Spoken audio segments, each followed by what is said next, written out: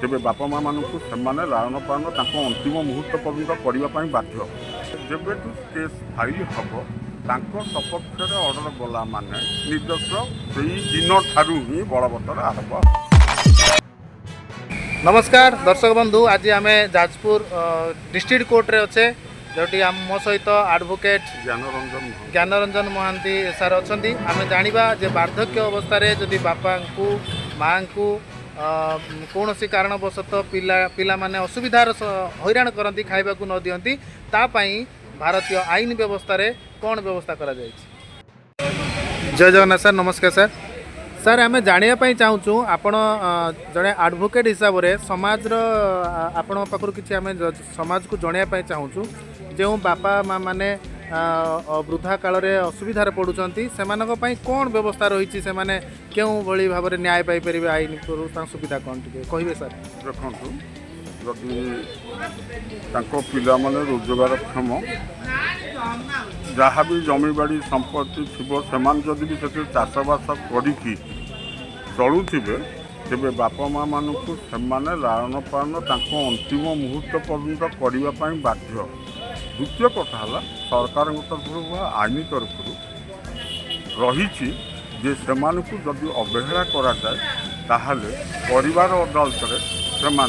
आश्रय बापा माँ आश्रय नहीं पारे पिला कंपेनसेसन नापी वकिल एडवोकेट खर्च से सब व्यवस्था बर्तमान आमर लीगल एड अच्छी जो कि आईन सहायता अच्छी कोर्ट तरफ से आसिक आमर जो सेक्रेटरी अच्छा चेयरमैन अच्छा सागर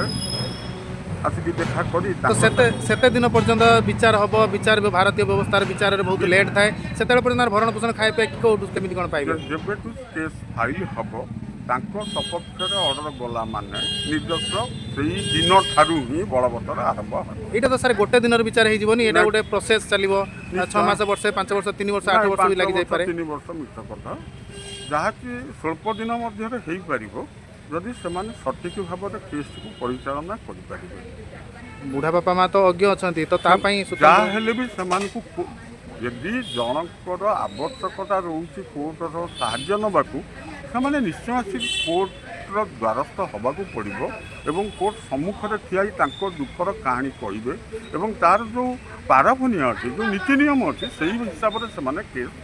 फाइल कले तार निश्चित मात्रा गोटे सुफल पाई। अच्छा गोटे कथा जदि विचार अनुसार जदि पिलाटी जदि डायरेक्ट पुओटी सीधा सड़क मना करे ना मो बापा माँ भरण पोषण करें ताहले तार व्यवस्था कौन जदि मना करे जज सामने ना मो बापा सहित आईन शब्द ना जदि अथवा किंतु सी जदि मना करे ना मो स्त्री रही राजी ना तो ये जगह द्वंद्व होची बापा माँ असुविधा बहुत खराब आचरण अच्छी से बहुत बदमाशी भी करमती भी किसी खराब बापा माँ भी अच्छा जो मैंने जिदखोर स्त्री कह स्त्री आगे देखा पड़ो जो शाशु शशुर संपत्तिर से मालिकाना सत्य सब्यस्त करने हूँ प्रथम स्वामीर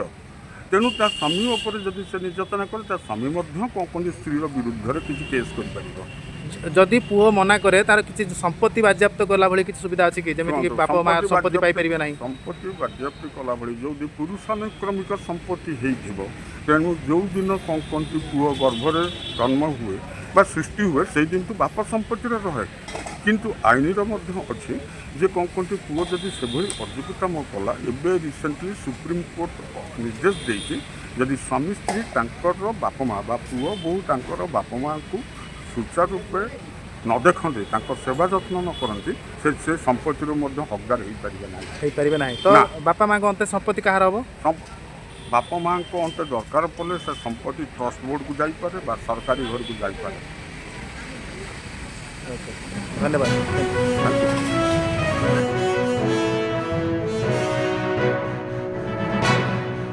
भिडियोटी को समस्त पाखु शेयर करंतु आउ आम चैनल टी को सब्सक्राइब करंतु एतिकी आपन को अनुरोध रहिला।